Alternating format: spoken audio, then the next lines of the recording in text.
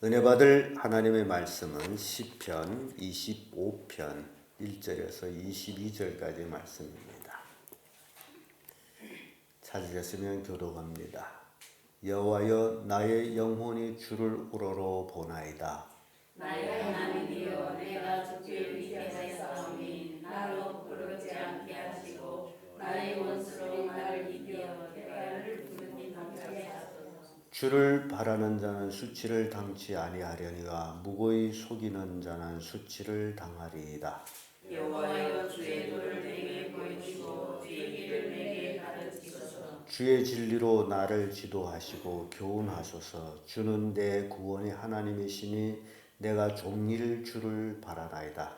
여호와여, 주의 공유하신가 인자하심이 영원부터 있사오니 주여 이것을 기억하옵소서.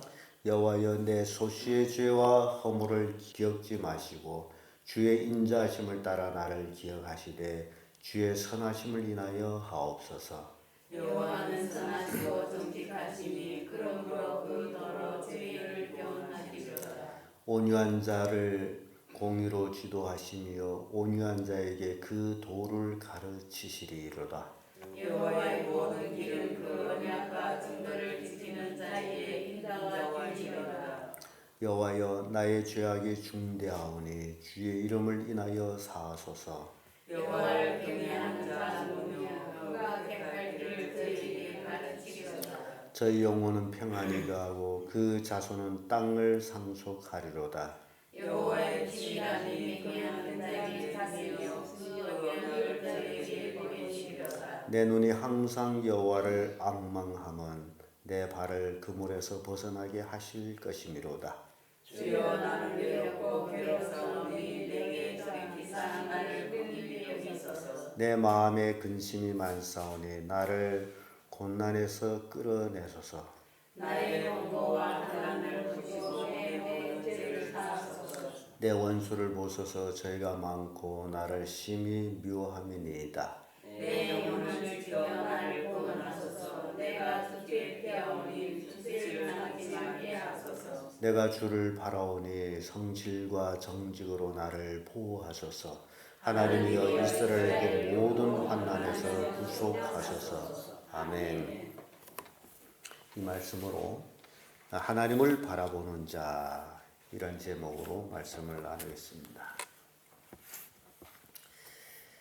다윗은 그 어려움과 역경과 환난, 이 모든 일을 당할 때마다 하나님을 바라보는 그런 이제 신앙의 삶을 사는 모습을 봅니다.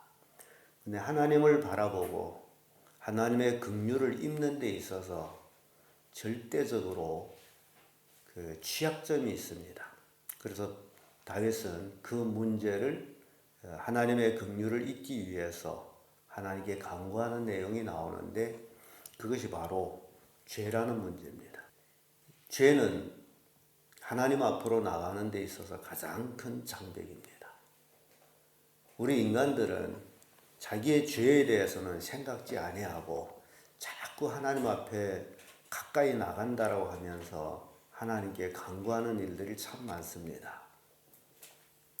그러나 하나님 앞에 나가서 하나님의 긍휼을 입는 데 있어서는 반드시 먼저 해결되어야 될 문제가 바로 죄의 문제라는 겁니다.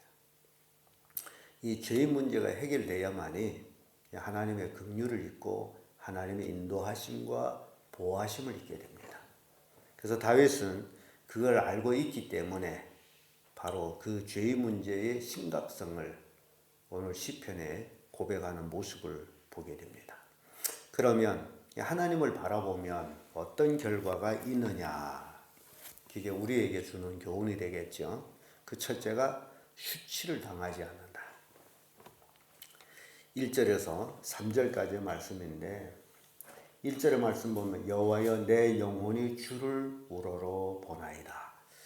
지금 다윗은 주를 우러러 보나이다 라고 고백하면서 나의 하나님이여, 내가 주께 의지하였사오니 나로 부끄럽지 않게 하시고 나의 원수로 나를 이기어 개가를 부르지 못하게 하소서. 지금 인생에 있어서 인생은 하나님이 아니기 때문에 모든 일을 자기 뜻대로 좌우할 수가 없습니다. 그래서 인간은 반드시 하나님을 의지해야 됩니다. 하나님을 의지해야만이 인생의 노정에 부끄러움, 수치가 없다라는 거예요. 그리고 하나님을 바라보는 자, 대적들이 이길 수가 없으므로 개가를 부르지 못한다. 3절에 보면 주를 바라는 자는 수치를 당하지 아니하려 하노라. 무고히 속이는 자는 수치를 당하리이다. 그래서 주를 바라봐야만이 수치를 당하지 않는다. 우리 인생 살아가면서 굉장히 중요한 얘기를 우리에게 주고 있습니다. 우리 인생이 바라봐야 될 분은 하나님 한 분 외에는 없다라는 것을 보여주고 있어요. 시편 71편 1절에 보면 여호와여 내가 주께 피하오니 나로 영영이 수치를 당케 마소서. 주께 피하는 자, 주를 바라보는 자가 주께 피하죠. 그럼 영영이 수치를 당치 않는다. 일시적으로는 망하는 것처럼 느껴질지라도 하나님을 바라보는 자는 결국 승리하고 수치를 당하지 않는다라는 겁니다. 로마서에서도 사도 바울은 이 말을 합니다. 로마서 5장 5절에 소망이 부끄럽게 아니함은 우리에게 주신 성령으로 말미암아 하나님의 사랑이 우리 마음에 부은 바 됨이니. 하나님을 바라보는 자들이 바로 소망을 가지고 바라보는데 이 소망은 부끄러움을 당하지 않는다. 왜냐하면 성령의 부음을 받았기 때문에. 요엘 성경에도 2장 27절에 그런즉 내가 이스라엘 가운데 있어 너의 하나님 여호와가 되고 다른 이가 없는 줄을 너희가 알 것이라. 내 백성이 영영이 수치를 당하지 아니하리냐.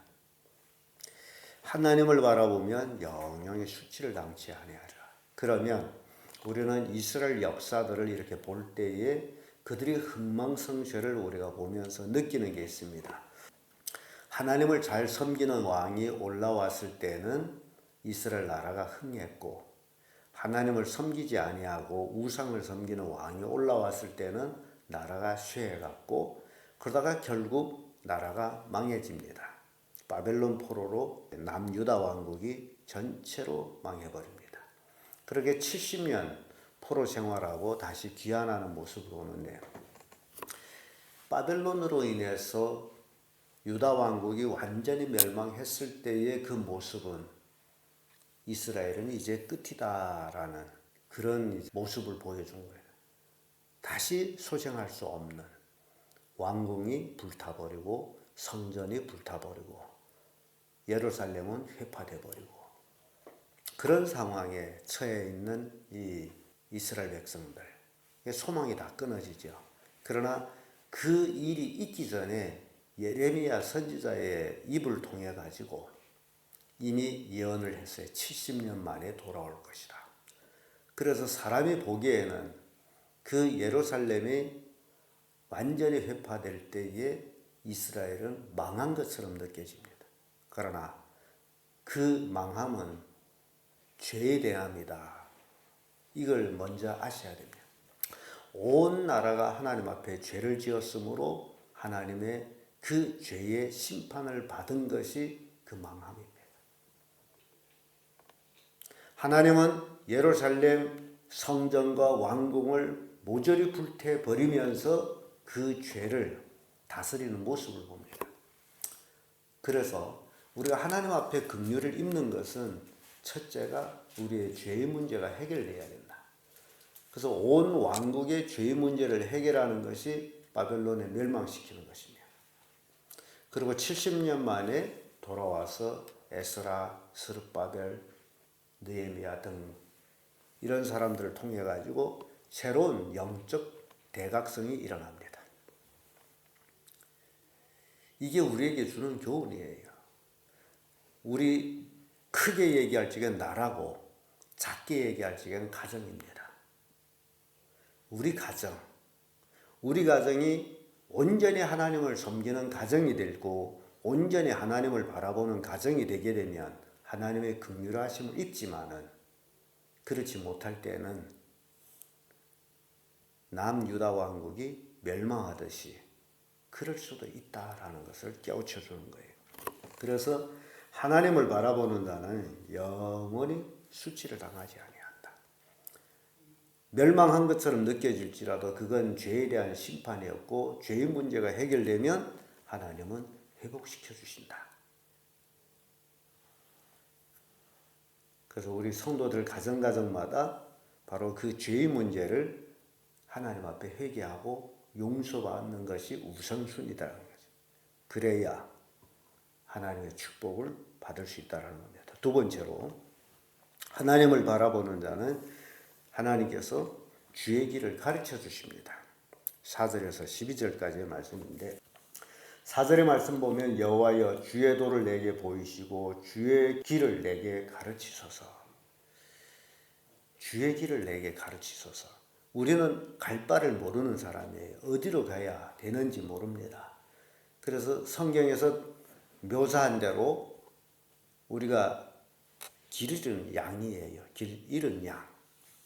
양은 근시예요. 멀리 바라보지도 못합니다. 양이 길을 잃게 되면 양은 공격적인 짐승이 아니에요. 양순합니다. 그래서 이리떼가 와서 잡아먹을 때에 아무런 방비를 할 수가 없어요. 그게 양이에요. 그래서 이 양된 그리스도인들이 하나님을 바라보는 길을 떠나게 되면 이리한테 마귀한테 잡히게 돼 있어요. 그래서 다윗은 바로 여호와여 주의 도를 내게 가르치시고 주의 길을 내게 가르치소서. 왜냐하면 인간은 주의 길을 따라가야 돼요. 예수님께서 이 문제에 대해서는 아주 정확하게 말씀하셨습니다. 내가 곧 길이요 진리요 생명이니 나로 말미암지 않고는 아버지께로 올 자가 없느니라. 천국 가는 데 있어서 누구를 통해서 가는 거예요? 예수님을 통해서. 그래서 예수님께서는 길 되시고 진리 되시고 생명 되시는 분이라는 것을 우리에게 가르쳐 주셨어요. 예수님 떠나서는 천국 가는 길이 없습니다. 그래서 우리가 따라야 될 분이 있는데 그분이 누구예요? 예수님이죠. 그러면 예수님께서 이미 우리에게 성경을 통해서 많은 말씀을 가르쳤습니다. 그래서 그리스도인들은 예수님을 하나님으로 믿고 있는 자들이기 때문에 예수님이 하신 말씀에 100% 순종하는 삶을 살아야 됩니다. 주님께서 길을 가르쳐 주십시오. 그래서 길을 가르쳐 줬는데 너 이 길로 가거라. 근데 그 길로 가는 게 순종이에요. 근데 나는 그 길이 어려워서 못 가겠습니다. 그 예수님이 가르쳐 주신 길로 못 가겠습니다 하면 어찌겠다는 거예요? 멸망하겠다는 거죠. 그래서 그 문제까지도 예수님 분명히 말씀했죠. 생명으로 인도하는 길은 좁고 협잡해서 찾는 이가 적다. 멸망으로 인도하는 길은 높고 평탄해서 찾는 이가 많다. 그래서 예수님이 가르치신 그 길을 따라가는 자는 어렵습니다. 세상 사람들과 같은 삶을 살면 안 되기 때문에 거듭난 삶을 살기 때문에 좁은 길이에요. 세상 사람들이 먹고 마시고 즐기고 그렇게 방탕하게 살고 있다면 그리스도인들은 그런 삶을 살지 않는 사람들. 그래서 어려운 길이에요. 힘든 길이에요. 세속을 버리지 않고서는 따라갈 수 없는 길입니다. 그래서 둘 중에 하나예요. 주의 가르치신 길을 따라가려고 하는 자는 세속을 버려야 돼. 그 버린다라는 것이 죽는다라는 얘기입니다. 자기를 십자가에 못 박아 죽이는 거예요. 그래야 우리는 주님을 따라갈 수 있다라는 겁니다. 시편 27편 11절에 여호와여 주의 길로 나를 가르치시고 내 원수를 인하여 평탄한 길로 인도하소서. 실은 주님이 가르쳐 주신 길로 가는 길이 좁고 협잡하지만은 그러나 그 길을 따라갈 때에 주님의 보호하심을 받아요. 세상 길은 넓고 평탄하지만 그러나 그 길은 필경은 멸망의 길입니다. 시편 143편 8절의 말씀 보면 아침에 나로 주의 인자하신 말씀을 듣게 하소서. 내가 주를 의뢰함이니이다. 나의 다닐 길을 알게 하소서. 내가 내 영혼을 주께 받음이니이다. 이렇게 하나님을 사모하는 자, 하나님을 바라보는 자는 아침마다 주의 주시는 말씀을 바라보는 거예요. 짐승개를 키워보게 되면 이 짐승들이 사람을 따르는 원인이 있습니다. 주인을 따르는 원인이 있어요. 왜 따라요? 먹을 걸 주기 때문에. 그래서 짐승들은 그 먹이 주는 시간을 잘 알고 있어요. 안 주게 되면 막 달라고 소리 질러요. 우리도 마찬가지예요. 우리에게 먹이를 주시는 분은 하나님이에요. 그래서 우리는 하나님을 바라봐요. 근데 자꾸 세상 것을 먹겠다고 바라보면 영혼이 병듭니다. 주님이 가르쳐 주신 길로 갈 수 있는 성도들이 되어야 돼요. 이 하나님을 바라보는 자들이 바로 주께서 가르쳐 주신 길을 따라가는 자들이에요. 끝으로 하나님을 바라보는 자는 주의 언약을 가진 자들이에요. 13절에서 22절까지 말씀인데요. 13절의 말씀에 보면 저의 영혼을 평안히 거하고 그 자손은 땅을 상속하리로다. 여호와의 친밀함이 경외하는 자에게 있으며 그 언약을 저에게 보이시리로다. 하나님의 언약, 하나님의 약속 보여주는 거죠. 우리 신약 성경에 사는 우리 그리스도인들은 이미 하나님의 약속을 우리는 가지고 있는 자들입니다. 예수 그리스도라는 그 언약을 우리가 가지고 있어요. 구약 시대는 그 언약이 희미했습니다. 왜냐하면 메시아가 오게 되면 모든 것이 해결된다라는 그런 이제 메시아의 사상을 가지고 있었는데 신약 성경에 살고 우리에게는 이미 메시아가 와서 우리에게 언약의 표를 주셨습니다. 그래서 우리는 예수 그리스도를 믿음으로 하나님의 자녀가 됐고 거듭남으로 천국 백성으로 이제 살아가고 있습니다. 그래서 예수를 믿는다라는 것, 그 언약의 표를 가졌다라는 것, 영생에 들어가는 자들은 거듭난 자들이다. 거듭난 삶을 사는 자들이다. 이 언약의 표를 가진 것이 얼마나 중요한지 몰라요. 그래서 15절의 말씀 보면 내 눈이 항상 여호와를 앙모함은 내 발을 그물에서 벗어나게 하실 것이미로다. 다윗은 하나님을 바라봐야만이 발이 늘 올무에 걸리거든요. 하나님을 바라보는 자가 그 올무에서 벗어나는 거예요. 우리가 이 땅에 살아가는 동안에 우리 눈에 보이지 아니하는 올무들이 굉장히 많습니다. 그래서 하나님을 바라보지 않고 가게 되면 그 올무에 걸리게 돼요. 올무에 걸리면 마귀의 밥이 됩니다. 그래서 하나님을 바라볼 때에 그 올무에서 벗어나게 되는 거예요. 하나님은 원리적인 법칙을 우리 인간들에게 주었기 때문에 그 원리를 떠나게 되면 인간은 그물에 걸리게끔 돼 있어요. 그래서 16절에 주여 나는 외롭고 괴롭사오니 내게 돌이키사 나를 긍휼히 여기소서. 내 마음에 근심이 많사오니 나를 곤난에서 끌어내소서. 나의 곤고 한난을 보시고 내 모든 죄를 사하소서. 사람이 고난을 당하는 것은 바로 이 죄라는 문제 때문이라는 거예요. 이 죄의 문제가 해결받아야 됩니다.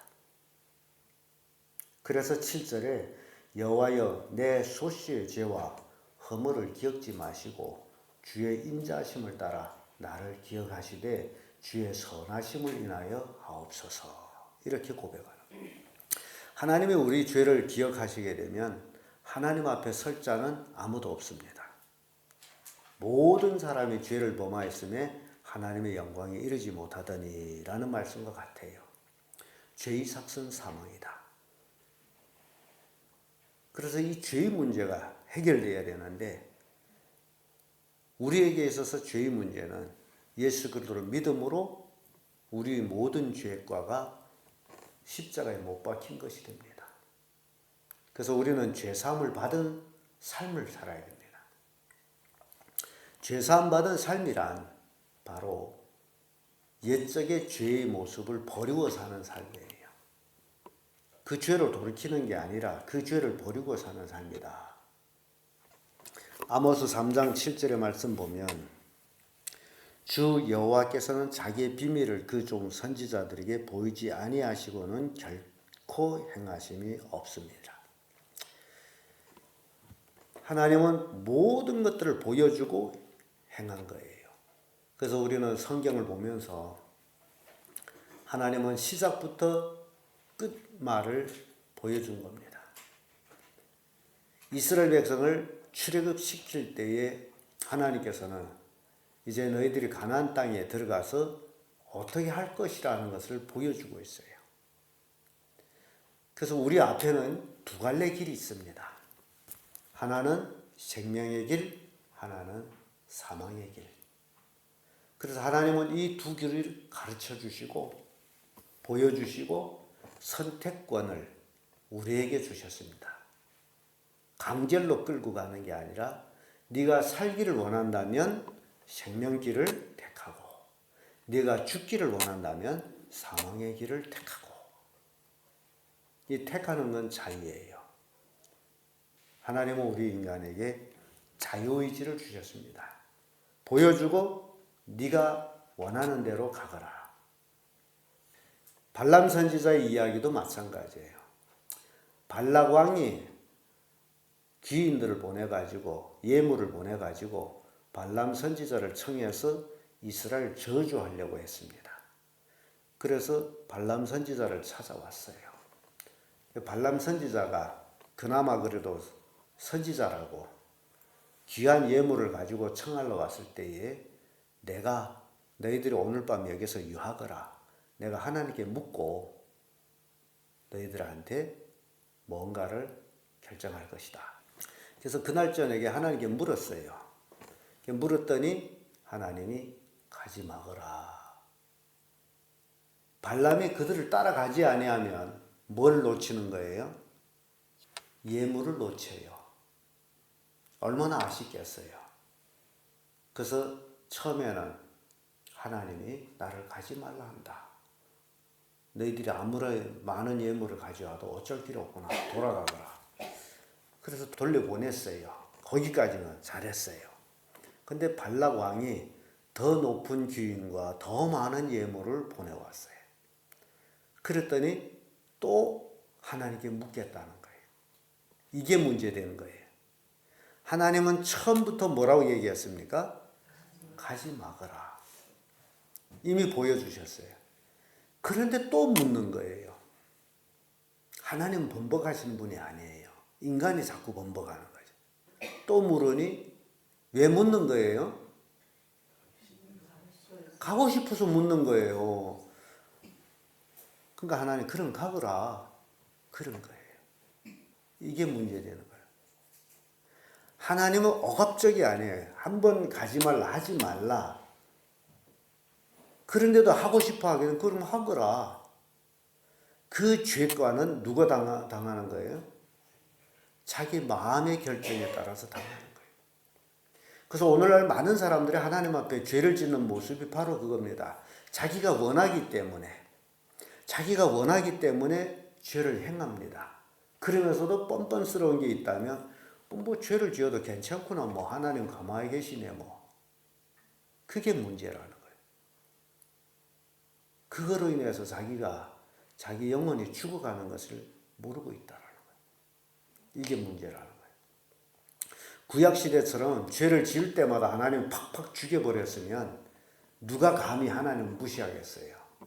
근데 지금 은혜 시대라 하나님이 가만히 계시는 지금 이런 시대입니다. 마치 인간이 자기 좋을 대로 행하도록 하나님이 내버려 두셨어요. 왜? 이미 하나님은 다 보여주셨기 때문에. 그 선택은 우리 각자에 있기 때문이에요. 네가 이 길로 가면 살고 저 길로 가면 죽는다라는 걸 이미 보여줬기 때문에 네가 가고 싶은 대로 가. 그래서 죽는 대로 찾아가도 그래. 네 그 결말은 죽음이라고 내가 이미 말씀을 했는데 네가 듣지 않고 가므로 그래 죽어. 바로 이거예요. 하나님은 다 보여주시고 행하고 있습니다.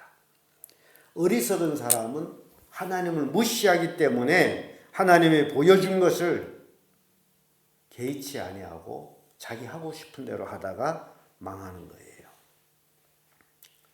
그래서 우리의 신앙 삶이라는 매일매일 하나님만 바라보며 살아야 됩니다. 세상을 바라보는 게 아니에요. 하나님만 바라보면. 나뿐 아니라 어제도 어느 전도사님과 제가 그 얘기했어요. 신앙이라는 것은 혼자 하는 게 아니라 유대인들이 신앙은 온 가족이 신앙생활을 하는 것이다. 유일하신 하나님을 신앙하는 민족적인 그들이 신앙이다. 오늘도 마찬가지예요. 우리 기독교인들이 신앙은 혼자가 아니라 가족적인 그런 신앙이에요. 그래서 온 가족이 함께 구원받아야죠. 멸망하는 식구가 없도록. 그래서 가족이 근신해야 됩니다. 깨어 있어야 됩니다. 온 가족 식구가 서로 견제하면서 하나님께로 나가도록, 하나님을 바라보도록, 그게 우리 가족들이 함께하는 거예요. 그래서 여러분들이 정말 하나님을 바라보면서 다윗이 하나님을 바라보고 하나님의 긍휼을 소망하듯이 우리도 하나님을 바라보며 거듭난 삶으로 하나님의 긍휼을 잊고 살아가는 그런 성도들이 되어야 된다라는 교훈을 우리에게 주고 있습니다. 기도하겠습니다.